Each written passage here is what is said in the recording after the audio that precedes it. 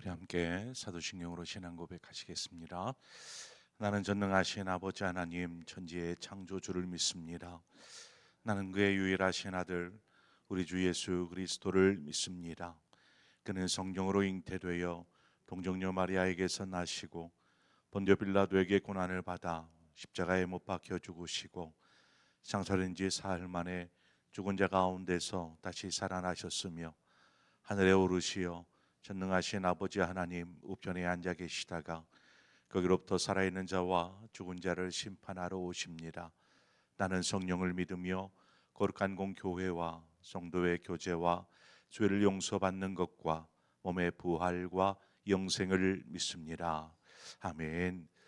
우리 함께 찬송가 445장 찬송가 445장 대산을 넘어 험곡에 가도 빛 가운데로 걸어가면 찬송가 445장 우리 함께 찬송하겠습니다. 445장입니다.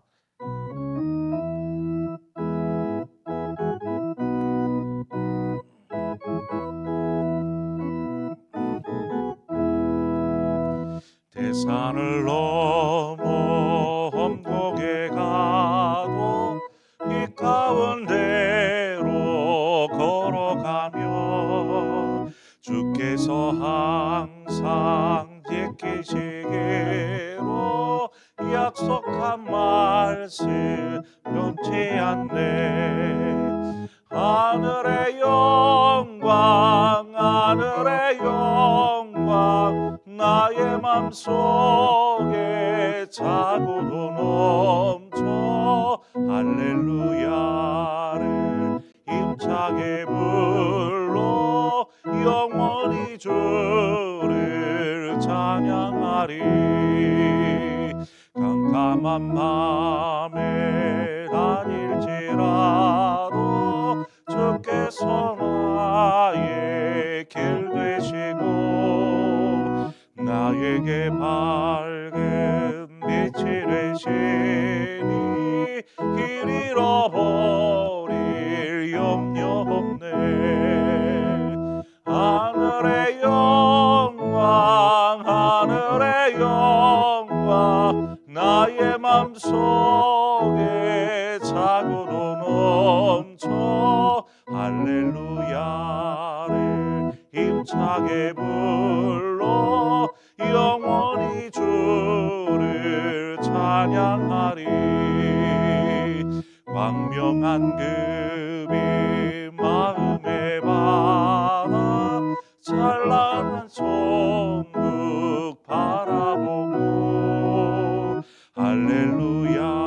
할렐루야를 힘차게 불러 날마다 빛에 걸어가리. 하늘의 영광 하늘의 영광 나의 맘속에 차고도 넘쳐 할렐루야를 힘차게 불러 영원히 주를 찬양하리. 아멘. 하나님의 말씀입니다. 열왕기하 4장 38절에서 41절의 말씀입니다. 열왕기하 4장 38절에서 41절의 말씀 한 절씩 교독하겠습니다. 엘리사가 다시 길갈에 이르니 그 땅에 흉년이 들었는데 선지자의 제자들이 엘리사의 앞에 앉은지라. 엘리사가 자기 사환에게 이르되 큰 솥을 걸고 선지자의 제자들을 위하여 국을 끓이라 하매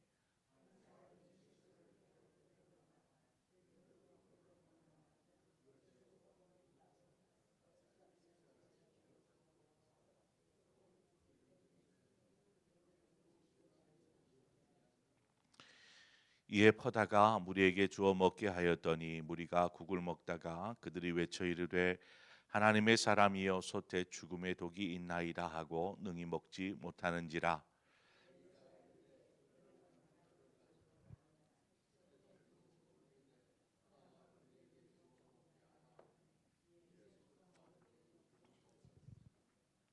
아멘. 엘리사가 길갈에 있는 선지 학교에 방문을 하였습니다.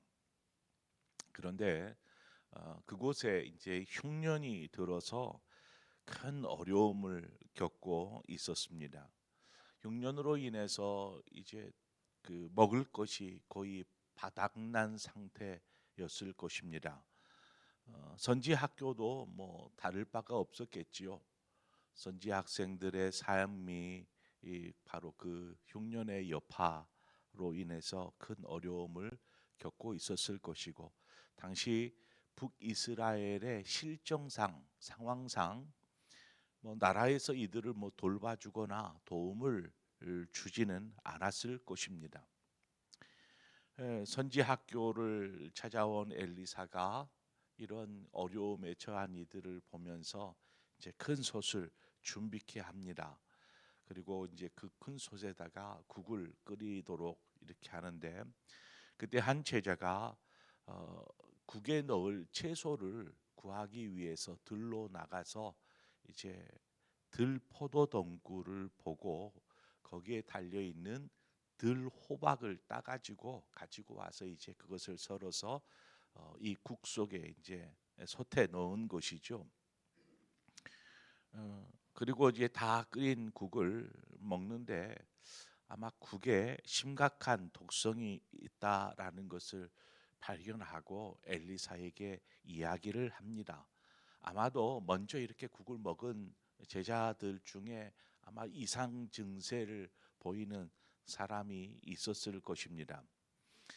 여기서 말하는 들 포도동굴에서 나는 이 들 호박, 이것이 어떤 식물인지 우리는 알 수 없지만 이 들 호박에는 분명히 사람을 해롭게 하는 성분이 들어 있었던 것이 분명합니다.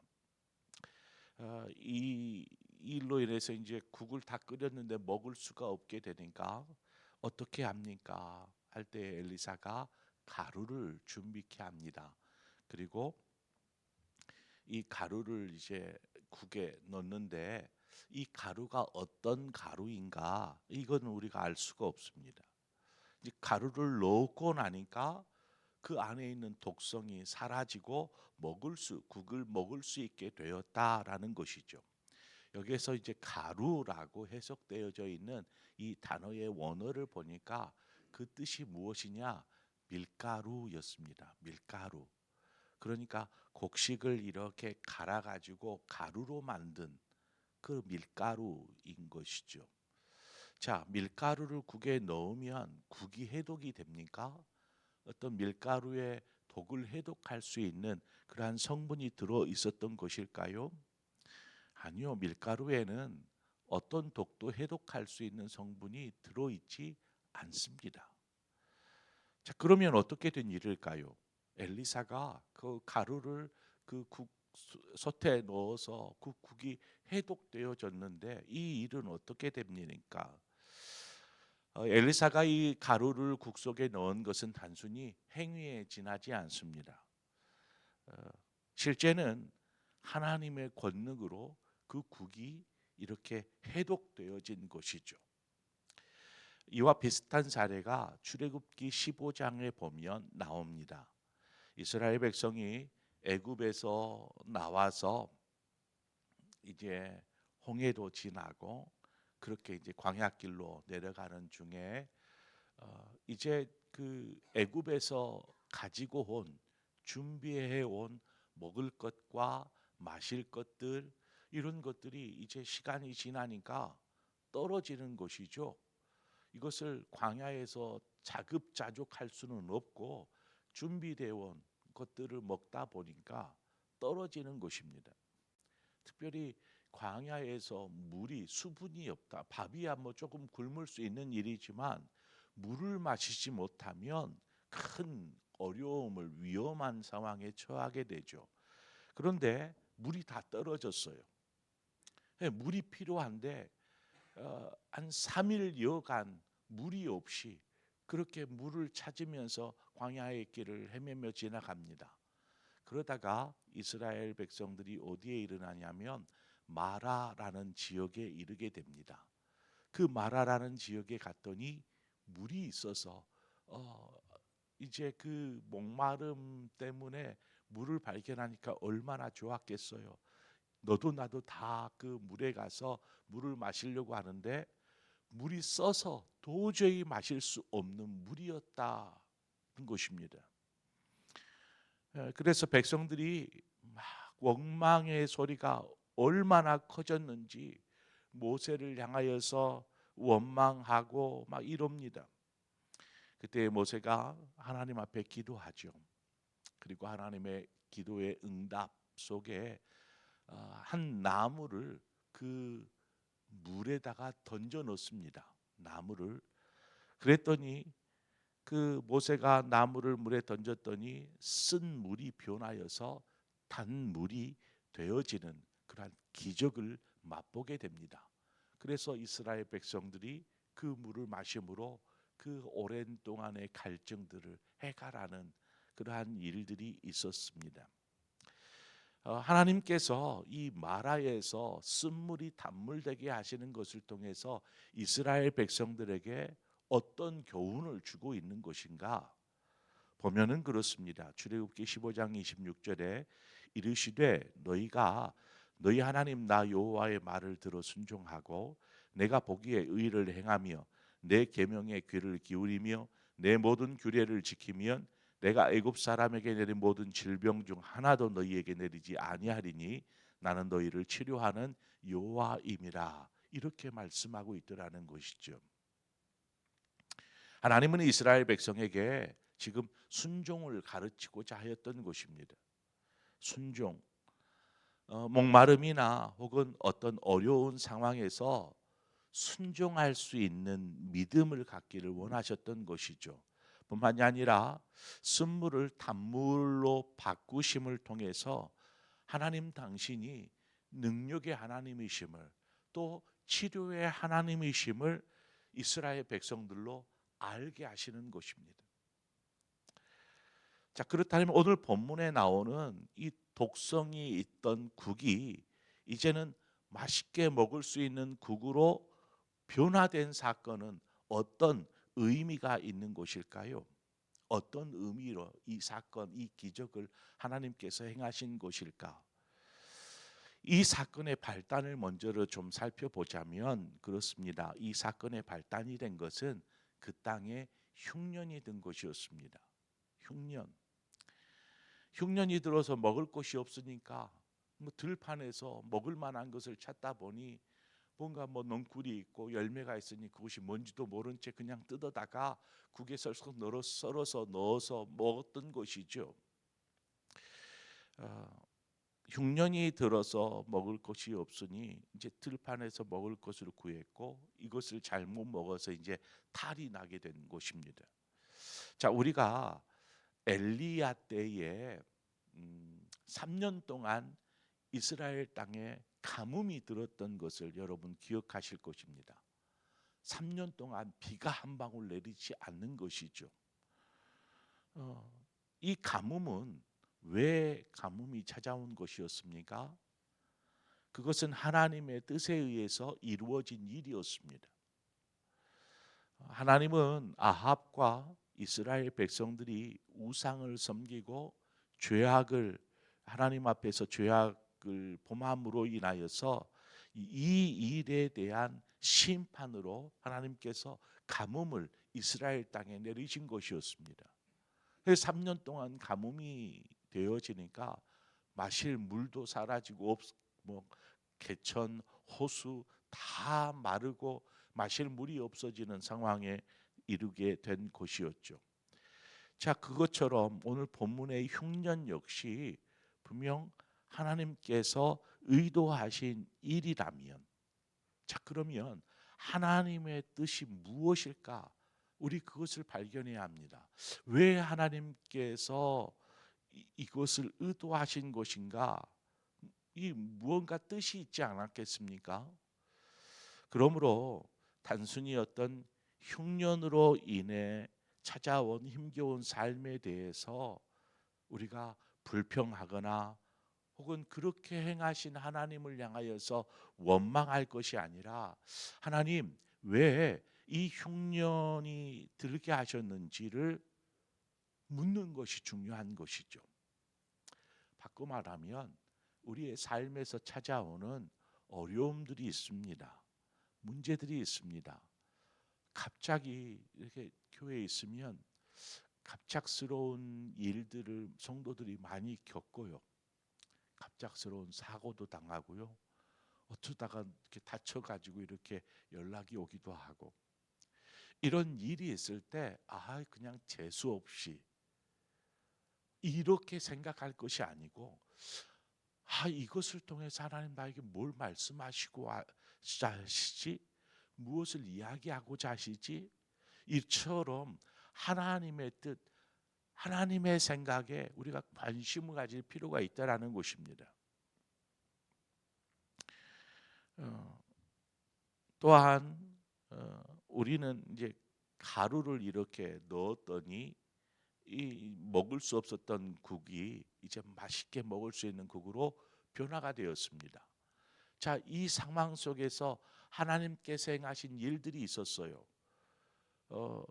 그런데 그 모든 일들을 지금 누가 하고 있어요? 엘리사가 하고 있죠. 엘리사가 야 가루를 좀 가져와라 하고 그 가루를 넣었더니 마실 수 있게 되었어요. 그럼 이 모든 일을 행한 이가 누구예요? 엘리사가 되는 거예요. 그래서 엘리사를 주목하죠. 선지 성도들의 눈에 엘리사가 얼마나 존경스럽고 막 경외할 정도로 이렇게 우러러보는 엘리사, 이런 것을 생각할 수 있지 않겠습니까? 그러나 이 기적 사건에서 엘리사는 단지 하나님의 도구로서 하나님의 말씀에 순종하여 가루를 넣은 것뿐이다라는 것입니다. 우리는 그 안에서 지금 이 기적 사건을 통해서 이 사건에서 역사하시는 하나님을 바라볼 수 있어야 합니다. 그냥 엘리사가 있으니까 엘리사 대단하다, 기적을 일으키는 엘리사 막 하면서 이 열광할 것이 아니라 하나님께서 그를 통해서 또 그를 도구로 사용하셔서 이 일을 행하신 하나님을 바라볼 수 있어야 한다라는 것이죠. 우리의 삶에서도 그렇습니다.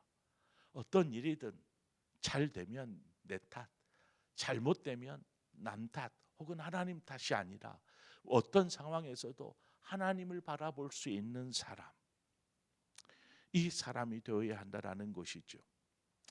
이 모든 일이 하나님의 뜻대로 이루어진 일이라고 본다라면 선지 성도들에게 있어서는 이 기적 사건이 너무나 좋은 신앙 실습의 시간이 되었을 거라고 봅니다.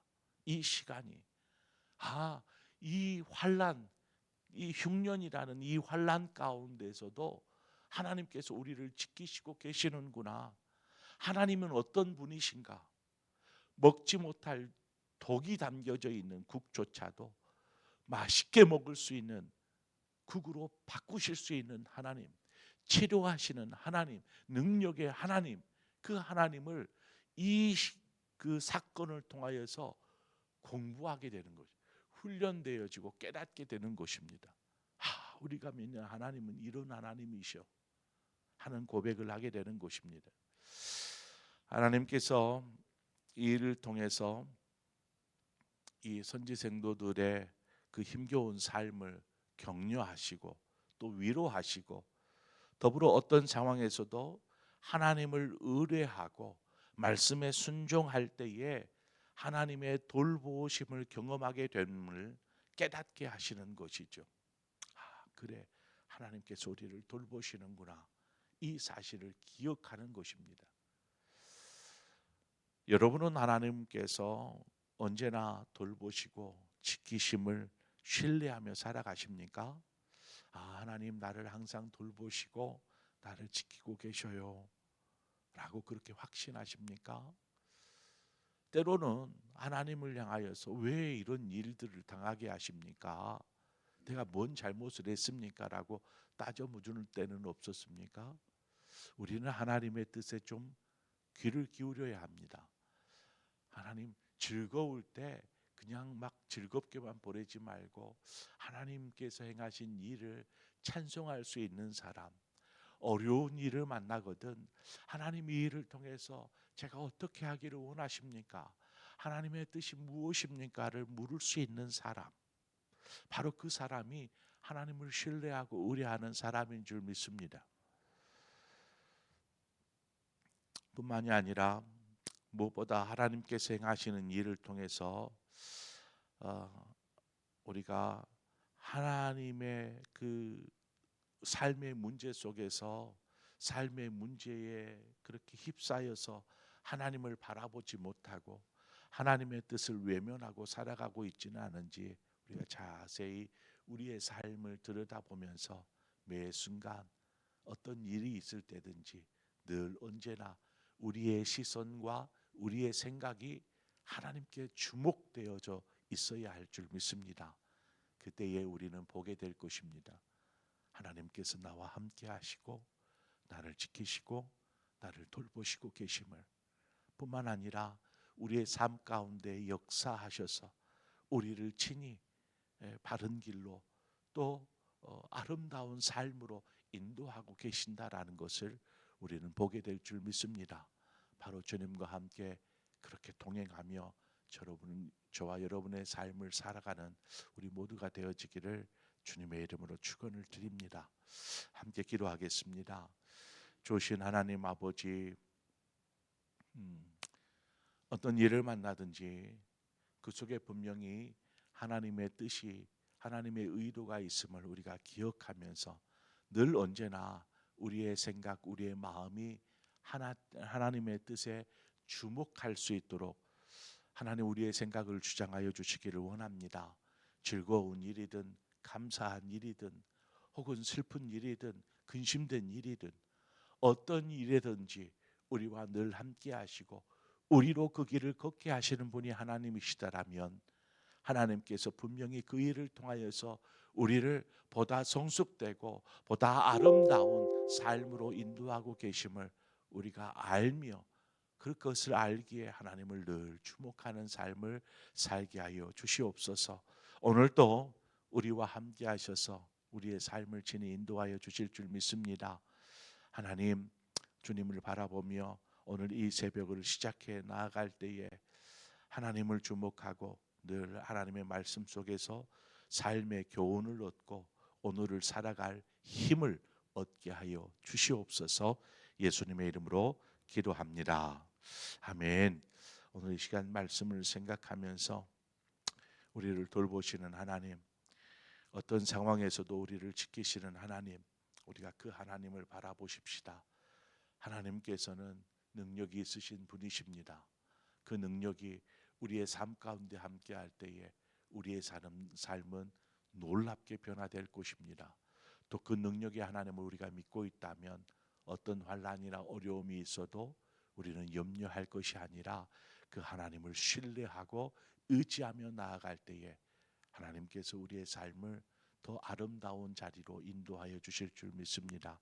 우리가 그것을 놓고 함께 기도하기를 원하고, 이 시간 우리 함께 더불어 기도할 것은 이 나라와 민족을 위해서 함께 기도하기를 원합니다.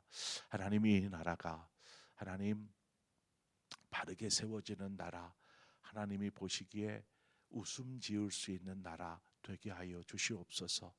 그러기 위해서 하나님의 사람들, 하나님의 백성들이 이 나라를 바르게 세울 수 있도록 기도함으로 세우고 말씀 위에 바르게 세우고 의롭게 세울 수 있도록 하나님 이 나라를 믿음의 사람 한국 교회를 통해서 바르게 세워지게 하여 주시옵소서. 우리가 한 마음으로 기도하고 한국 교회를 향한 우리가 함께 기도로 시간 충분하기를 원합니다. 그리고 각자의 기도의 제목을 가지고 함께 기도하시다가 자유롭게 돌아가시겠습니다. 함께 기도하겠습니다. 하나님 아버지, 오늘도 우리를 불러주셔서 감사합니다. 하나님, 오늘 우리가 말씀 속에서 하나님께서 행하신